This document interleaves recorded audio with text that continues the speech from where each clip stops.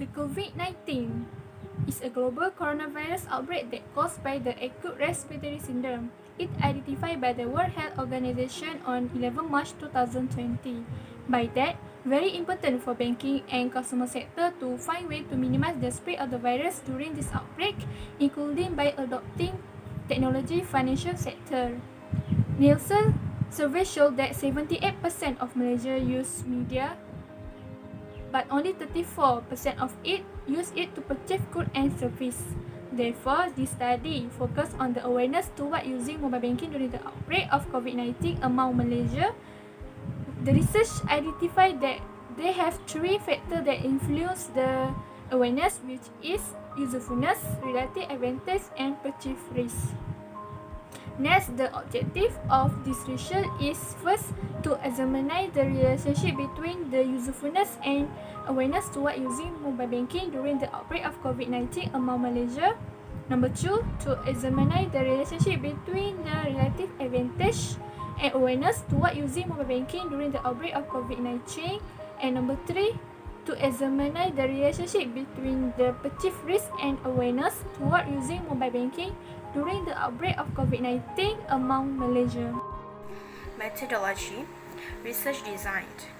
Quantitative research design are defined as describing a problem or phenomenon by collecting numerical data, in particular analyzing them using mathematical method. Quantitative method of collecting data include different forms of survey, such as online survey, paper survey, mobile survey, and others. Quantitative research in the study collect information from Malaysian people using mobile banking during COVID-19 through questionnaire data collection. The data collection were collected by Google Forms and it was distributed through social media such as WhatsApp, Facebook, Instagram, and Gmail. A set of questionnaire was distributed among Malaysians. Out of 200 randomly distributed, 155 were answered. Sampling. The sampling method used was the probability sampling, which is a simple random sampling. Data analysis. Data analysis that involve are descriptive analysis, which include the frequency analysis, normality data, and correlation analysis. Data collected from the survey was analyzed by using the statistical package SPSS. Accordingly, 3 sections are included in the questionnaire, and for section A, respondents need to fill out their demographic profile such as gender, age, race, status, and education. For section B, respondents need to rate based on their information and perception about dependent variable that is experience of using mobile banking. And for section C, respondents need to rate the question relating to independent variables on the basis of their knowledge and talk. Okay, now I will explain about the finding, result, and first is about the demographic profile that consists of gender, age, race, status, and education level. The highest percentage of respondent is female, aged 18 to 29, Malay, single, and bachelor degree student. Second is about the descriptive analysis. The highest score recorded on awareness, A3. Second, the two highest recorded on usefulness, UI, and relative advantage, R1. The third highest is a perceived risk, P4. The third is about the normality test. The data is not normally because the significant value is smaller than 0.05. So the result, we use the Spearman correlation analysis.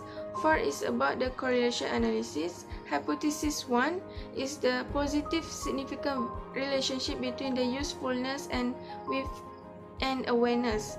So the correlation is moderate and the result is supported. The hypothesis 2 is about the positive significant relationship between relative advantage and awareness.